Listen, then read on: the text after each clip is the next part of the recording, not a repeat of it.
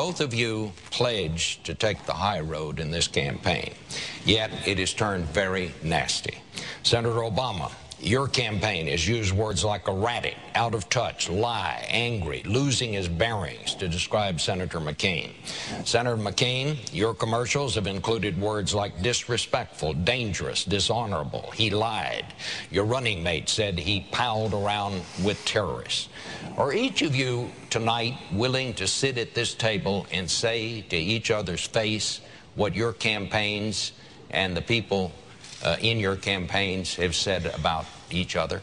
And Senator McCain, you're first. Well, this has been a tough campaign. It's been a very tough campaign. And I know from my experience in many campaigns that if Senator Obama had responded to my urgent request to sit down and do town hall meetings and come before the American people, we could have done at least 10 of them by now. When Senator Obama was first asked, he said, any place, any time. The way Barry Goldwater and Jack Kennedy agreed to do before the intervention of the tragedy at Dallas. So I think the tone of this campaign could have been very different. And the fact is, it's gotten pretty tough. And I regret some of the negative aspects of both campaigns. But the fact is that it has taken many turns which I think are unacceptable. One of them happened just the other day when a man I admire and respect, I've written about him, Congressman John Lewis, an American hero, made allegations that Sarah Palin and I were somehow associated with the worst chapter in American history. Segregation, deaths of children in church bombings, George Wallace. That to me was so hurtful. And Senator Obama, you didn't repudiate those remarks. Every time there's been an out-of-bounds remark made by a Republican, no matter where they are, I have repudiated them. I hope that Senator Obama will repudiate those remarks that were made by Congressman John Lewis. Very unfair and totally inappropriate. So I want to tell you, we will run a truthful campaign. This is a tough campaign. And it's a matter of fact that Senator Obama has spent more money on negative ads than any political campaign in history, and I can prove it. And Senator Obama, when he said, and he signed a piece of paper that said he would take public financing for his campaign if I did, that was back when he was a long-shot candidate, you didn't keep your word.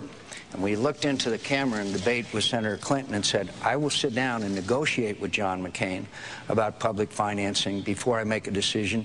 You didn't tell the American people the truth because you didn't. And that's an unfortunate part. Now we have the highest spending by Senator Obama's campaign than any time since Watergate. All right. Well, look, I think that we expect presidential campaigns to be tough. I think that if you look at the record and the impressions of the American people, Bob, your network just did a poll showing that 2/3 of the American people think that Senator McCain's running a negative campaign versus 1/3 of mine. And 100%, John, of your ads, 100% of them have been negative. It's not true. It absolutely is true. And now, I think the American people are less interested in our hurt feelings during the course of the campaign than addressing the issues that matter to them so deeply. And there is nothing wrong with us having a vigorous debate like we're having tonight about health care, about energy policy, about tax policy.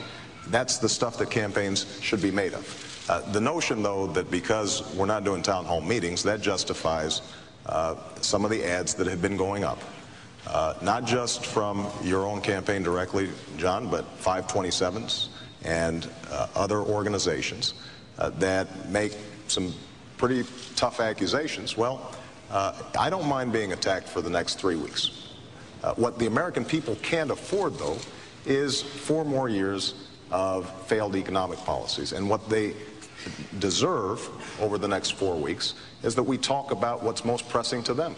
The economic crisis. Senator McCain's own campaign said publicly last week that if we keep on talking about the economic crisis, we lose. So we need to change the subject. And I would love to see the next 3 weeks devoted to talking about the economy, devoted to talking about health care, devoted to talking about energy, and figuring out how the American people can send their kids to college. That is something that I would welcome. But it requires, I think, a recognition that politics as usual, as has been practiced over the last several years, is not solving the big problems here in America.